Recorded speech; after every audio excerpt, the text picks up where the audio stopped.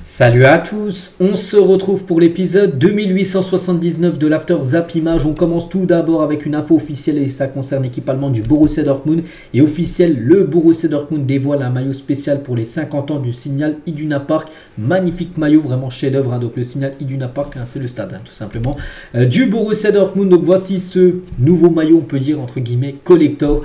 Donc avec le bout, on peut dire de couleur jaune et une bande noire. Magnifique, Puma, leur sponsor 1 et 1 et bien sûr l'écusson de Dortmund, Dortmund, Marco Reus numéro 11, un magnifique maillot, vraiment je trouve sublime. Donc voilà, ce nouveau maillot collector du côté du BVB.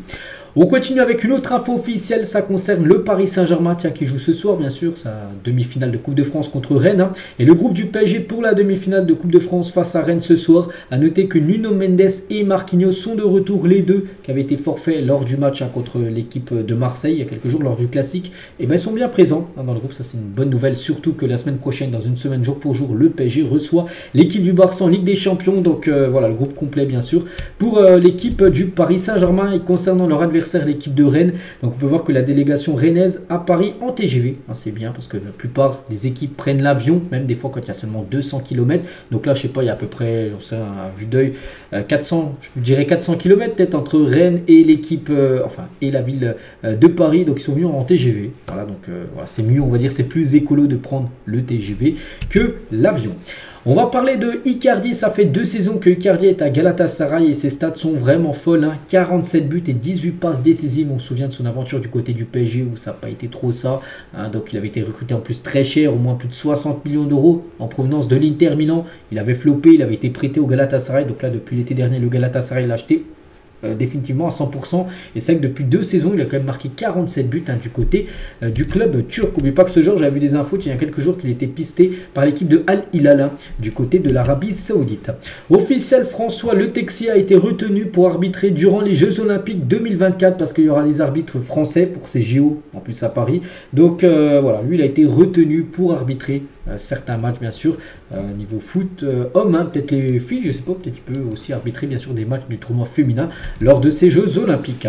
Ravi Martinez, il a dit ma mère ne m'a pas encore pardonné de ne pas avoir signé au Real Madrid. Donc lui ancien joueur par exemple de l'équipe du Bayern, donc il a fait une longue carrière au Bayern, mais il aurait pu potentiellement un jour signer du côté du Real Madrid. Sa mère voulait qu'il signe au Real, il n'est jamais allé au Real et sa mère lui en veut encore de ne pas avoir signé du côté du Real Madrid durant sa carrière. Il tient toujours avec l'équipe du Real, donc lui il n'a jamais joué au Real, mais ces deux-là devraient signer du côté du Real Madrid d'après Félix Diaz, qui est un journaliste espagnol. Le Real Madrid veut clôturer les signatures de Linioro et Franco Mastantuono, donc c'est un joueur de 16 ans de River Plate du côté de l'Argentine, le plus rapidement possible. Il pourrait même avoir un accord durant le mois d'avril, durant ce mois-là. Donc voilà, normalement ça pourrait être peut-être les 2 premières recrues du Real. Il y a des autres qui doivent arriver, comme peut-être celle de Kylian Mbappé.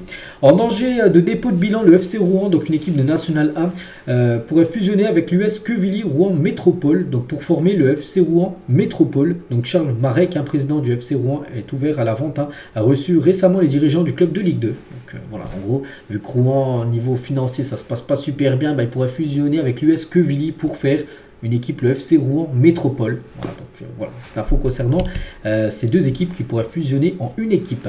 Kulusevski sur Cristiano Ronaldo, donc il a dit Cristiano, quel mec, après l'entraînement, tout le monde était au téléphone, mais pas lui. On pouvait voir à quel point il travaillait dur, à quel point il le voulait, même s'il n'avait plus rien à prouver. Je dois être honnête, je n'ai jamais été du genre à demander des faveurs à mes coéquipiers, mais j'ai demandé à Cristiano de signer son maillot et je l'ai donné à ma mère. Donc voilà ce qu'il a pu dire Kulusevski maintenant qui joue du côté de Tottenham, et ce qu'il a pu dire dans le passé sur Cristiano Ronaldo, son collègue à l'époque du côté de la Juventus Turin. Régis Lebris sur les notes des médias après les matchs. Vous savez que souvent, par exemple le journal L'équipe, il note par exemple les joueurs, les entraîneurs durant une rencontre à la fin des matchs. Donc chacun a le droit d'avoir son avis, c'est légitime. Ça m'arrive de regarder les articles de Ouest France, du Télégramme et de l'équipe pour savoir ce qu'a pensé tout simplement les journalistes par rapport à la performance de ces joueurs. Par exemple, lui c'est l'entraîneur de Lorient. Donc après, il faudrait aussi que je puisse donner une note aux journalistes sur ce que je pense de votre évaluation. Donc voilà ce qu'il a dit. Lui aussi il aimerait bien voter, mettre une note sur les journalistes qui donne des notes sur les joueurs. Eric Junior Dina Ibembe, ancien joueur du Paris Saint-Germain, je crois qu'il est parti à Francfort. Hein.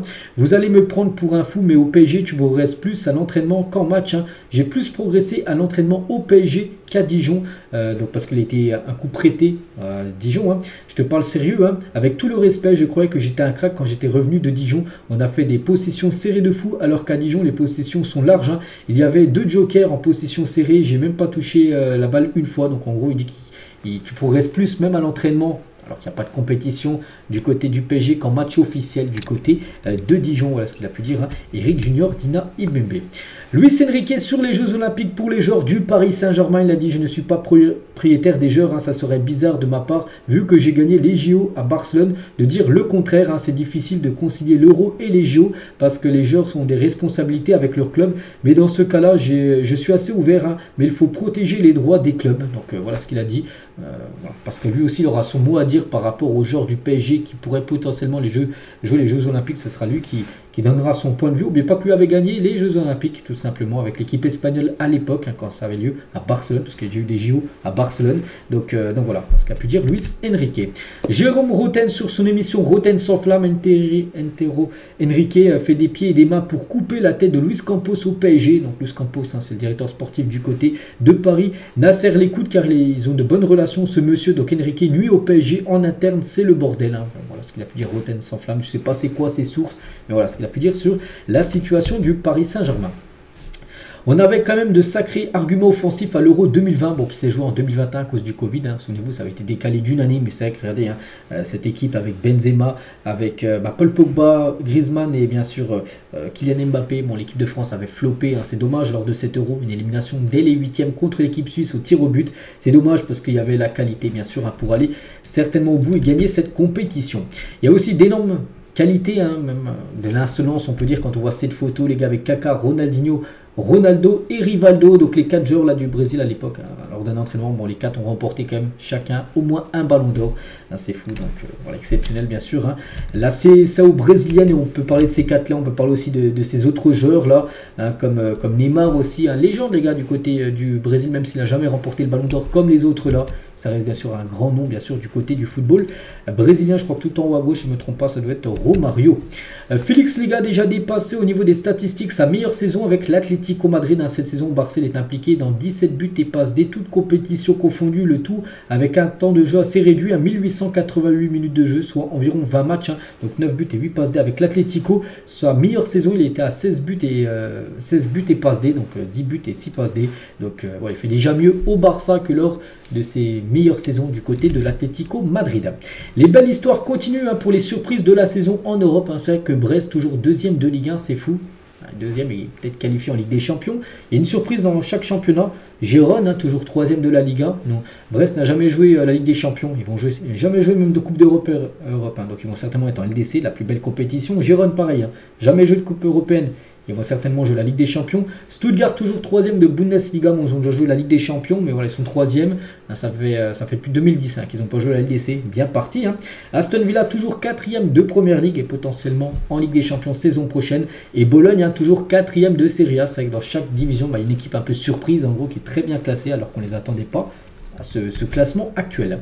Emmanuel Macron verrait d'un bon oeil le rachat des droits de la Ligue 1 par Rodolphe Sadé, qui a récemment racheté le groupe Altis, hein, donc RMC ou BFM. Donc voilà, on peut dire, hein, par rapport aux droits de la Ligue 1 qui est en train d'être négocié là, bien sûr, par la LFP. Messi, les gars, Messi dépendance, hein, du côté de l'Inter Miami, c'est vrai, hein, quand il n'est pas là, ben, c'est seulement 2 victoires, 4 nuls et déjà 6 défaites, hein, quand Léo Messi n'est pas là du côté de l'Inter Miami. N'oubliez pas qu'il est blessé, ça fait déjà au moins plus d'un mois, hein, qu'il est blessé. Il a même loupé les 2 matchs avec l'Argentine lors de la dernière trêve internationale. On va parler de ce genre, les gars, donc l'interview complètement lunaire, hein, d'Ole Sæter après un but incroyable avec Rosenborg, donc c'est du côté du championnat je crois norvégien, donc il a marqué un sublime but. J'ai vu son but et écoutez ce qu'il a dit, hein. Je vais rentrer chez moi, téléphone dans une main, vous pouvez voir le mot d'après dans l'autre, hein. Je vais me faire plaisir, la nuit sera longue. En gros, il va regarder son but, puis il va se faire plaisir. Donc voilà, et il faut, hein, ce qu'il a dit. Bon, il a marqué un sublime but, il a dribblé un joueur au milieu de terrain, puis il est arrivé, il a un petit peu avancé 30 mètres, une frappe en pleine lucarne. Donc voilà, sa déclaration, on peut dire, complètement surréaliste.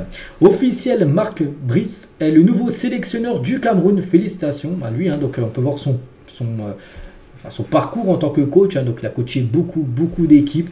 Donc en grosse équipe, je sais pas, tiens, Donovan hein, par exemple, et évolue aussi du côté, enfin il a dirigé les équipes d'Arabie Saoudite. Donc voilà, concernant ce coach, c'est lui le nouveau sélectionneur du Cameroun. L'incroyable ascension de Kobbie Mainoo, 18 ans, donc en 2023, donc déjà première titularisation en première ligue, hein, c'était le 26 novembre, il y a quelques mois, il y a 5 mois à peu près. Hein. Ensuite, en janvier, là, cette année, donc premier but avec Manchester, le 14 mars, il y a quelques jours, Stuttgart ne l'appelle pas avec l'Angleterre A, mais Stuttgart change d'avis et appelle Mainoo, hein, donc il ne voulait pas l'appeler, puis du coup, il a quand même appelé, donc il est venu jouer. Hein. Donc le 23, tiens, le 23 mars, hein, c'était il y a à peu près 2 semaines, il fait ses débuts avec l'Angleterre en entrant à Wembley contre le Brésil. Et il débute avec l'Angleterre pour la première fois, lors du dernier match contre la Belgique, et il a été en plus élu homme du match hein, pour sa première en tant que titulaire. Donc voilà, ça allait très vite en l'espace de 5 mois. Vous avez vu quand même l'ascension incroyable hein, de Kobbie Mainoo. Officiel, le FC Nantes recevra l'équipe de Lyon à huis clos à la Beaujoire. Nantes dénonce dans un communiqué une décision injuste et disproportionnée, parce que Nantes, souvenez-vous, il y a... je ne sais plus combien de temps, 2-3 semaines, il y avait eu un match à domicile, ils avaient craqué plus de 230 fumigènes, hein, c'était pour célébrer les 25 ans de la Brigade Loire, donc le groupe de supporters des Canaries, et du coup voilà, donc, grosse sanction, plus de 280 fumigènes craqués, donc la LFP ça passe pas du tout, du coup ils ont été à huis clos, donc voilà, le prochain match contre Lyon, il n'y aura personne dans le stade, hein, c'est officiel, donc voilà, pour le FC Nantes bien sûr ça passe pas du tout, parce que c'est de la perte d'argent. Déjà, voilà, la personne, donc voilà, tu peux pas vendre de billets, la billetterie, enfin la buvette, tout ça, ça marche pas, donc c'est déjà de l'argent perdu. Et de plus, ça sera un stade vide, en plus que Nantes a pour objectif, bien sûr, de se maintenir. Donc c'est mieux quand il y a les supporters là que quand ils sont pas là. Raphaël Varane veut limiter le jeu de tête chez les enfants, comme c'est déjà le cas en Angleterre. Hein. Personnellement, je ne sais pas si je vivrai jusqu'à 100 ans, mais je sais que j'ai abîmé mon corps. Hein. Je pousse à fond pour ça, limite. Le temps de jeu chez les enfants. Mon fils de 7 ans joue au football et je lui conseille de ne pas faire de tête, même si ça ne provoque pas de traumatisme sur le coup. On sait qu'à long terme, les chocs à répétition risquent d'avoir des effets néfastes. Hein. Donc là, c'est par rapport à l'interview qu'il a dit au journal L'Équipe. Hein. C'est hier, j'ai dit qu'il faisait la une en plus du journal L'Équipe. C'était marqué commotion cérébrale. Hein. Donc qu'il en a eu pas mal. Hein. En gros, c'est pour ça que même à son fils, il lui dit en gros de ne pas faire de tête quand il joue au football dans les catégories jeunes. La sélection nationale U16 a remporté son 10e mondial de Montaigu hier, hein, donc Jourdain, donc fils du mythique Geoffrey Jourdain, était le gardien des U16 et a même été élu meilleur gardien du tournoi. Quelle famille, hein, parce que son père déjà ancien footballeur professionnel, par exemple il avait joué à Montpellier, je me souviens, il y a pas mal d'années, donc voilà, l'équipe U16 française a gagné cette compétition, la 10e compétition, enfin cette 10e titre mondial qu'ils ont remporté hier. J'ai 29 ans, je ne ferme aucune porte, je n'ai aucun doute sur le fait que je puisse retrouver un championnat plus compétitif. C'est Yacine Benzia qui a dit ça, le joueur de Karabakh, hein, il évolue actuellement du côté de l'Azerbaïdjan. Ils ont fait éliminer l'équipe du Bayer Leverkusen en Europa League, hein, où ils gagnaient 2-0 match retour, ils se sont fait revenir à 2 partout, ils ont été éliminés. Donc voilà, lui il a marqué 2 magnifiques buts avec l'Algérie lors de la dernière trêve, dont un magnifique retourné. Donc il a dit il a 29 ans et voilà, lui il souhaite, hein, il dit en gros il ne ferme pas la porte à essayer de retrouver un meilleur championnat que le championnat de l'Azerbaïdjan, le championnat où il joue actuellement. Une photo, tiens, légendaire avec 3 légendes, un Thierry Henry, Zidane et Sergio Ramos à la fin d'un match entre l'équipe de France et bien sûr la sélection espagnole. Quel est votre ballon préféré de la Coupe du Monde parmi ces 9 ballons? Donc que des beaux ballons, je sais pas. Par exemple, celui-là, je le trouve très beau, c'était lors de la ballon de la Coupe du Monde 2002. Hein, donc celui par exemple la Coupe du Monde en France, hein, c'est celui en haut à droite où l'équipe de France a gagné cette Coupe du Monde. Et on finit aujourd'hui les gars avec cette question, un milieu à 2, qui choisissez-vous parmi ces 6 jours là? Il faut prendre 2 milieux de terrain, donc là il y a du gros level on peut dire. Donc je sais pas, je partirais tiens, sur Iniesta déjà, je partirais avec lui, et après bon, il y a tellement de choix, Iniesta, Kevin De Bruyne, je partirais sur ces 2 joueurs, hein. Bon, c'est compliqué bien sûr à faire un choix parce qu'ils ont tous, hein, une qualité exceptionnelle. Donc voilà les gars ce qu'on va dire aujourd'hui, j'espère que ça vous a plu, on se retrouvera demain pour le prochain After Zap Image, à demain.